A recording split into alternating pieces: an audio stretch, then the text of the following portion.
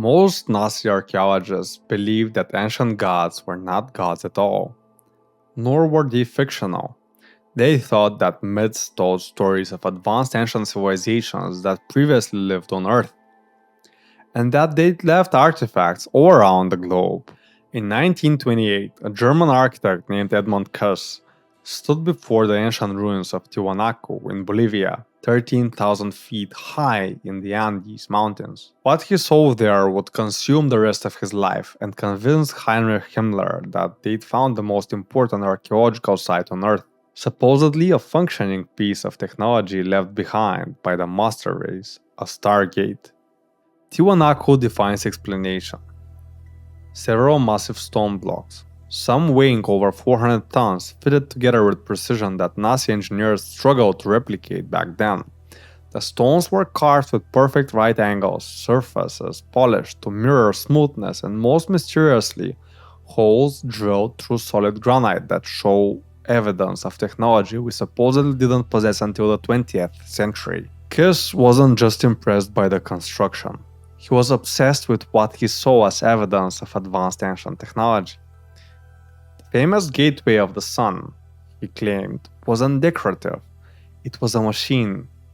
The intricate carvings weren't religious symbols, but technical diagrams, star maps, interdimensional coordinates, instructions for operating a portal.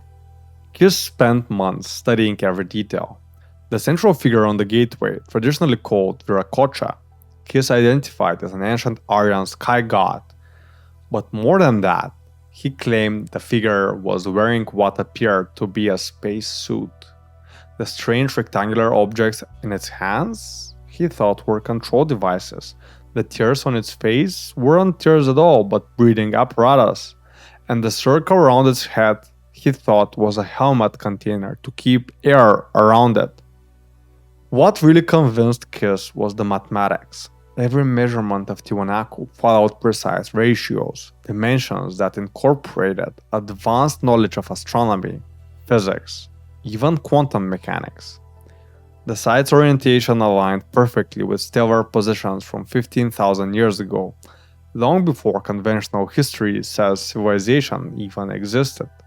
When Himmler read Kiss' reports, he immediately funded a full expedition. Kiss returned to Bolivia in 1940 with a team of SS researchers equipped with the most advanced measuring equipment available. Beneath the visible ruins, ground-penetrating radar revealed a vast network of underground chambers. There were metallic objects there that shouldn't exist in pre-Columbian ruins. Energy readings spiked near certain stones, and in one chamber, accessible only through a tunnel so narrow they had to excavate it inch by inch, they found something very weird. The expedition's photographer kept a secret journal discovered only after his death in 1973.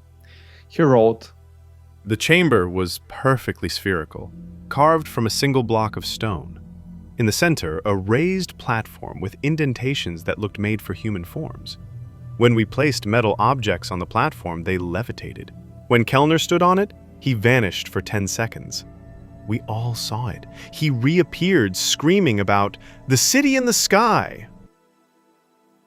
Multiple expedition members reported missing time. Hours would pass in what felt like minutes. Kiss' final report to Himmler was classified until 2019, and it describes their ultimate discovery. In the deepest chamber, they found what Kiss called the gate, a stone archway filled with what appeared to be a shimmering membrane of energy.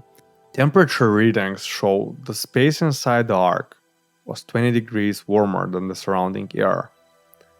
Objects drawn through it disappeared. A rope lowered through came back severed, then fused as if cut by incredible heat. According to Kiss papers, on their final night at Tiwanaku, during a powerful electrical storm, the gate activated on its own. The membrane became transparent, showing what Kiss described as the city of impossible architecture under alien stars. 3 of the team members claimed they saw tall, pale figures watching them from the other side. Then the vision ended and the gate went dormant. The expedition returned to Germany with crates of artifacts and hundreds of photographs, but Kiss never got to study them. The materials were immediately classified and sent to a secret SS research facility. Kiss himself was reassigned to architectural projects and forbidden from publishing anything about Tiwanaku. Today, Tiwanaku remains one of the world's most enigmatic sites. In 2009, the classified CIA documents revealed that in 1947, American forces recovered several crates of artifacts from a destroyed SS facility in Austria. Among them were items labeled Tiwanaku Portal Project.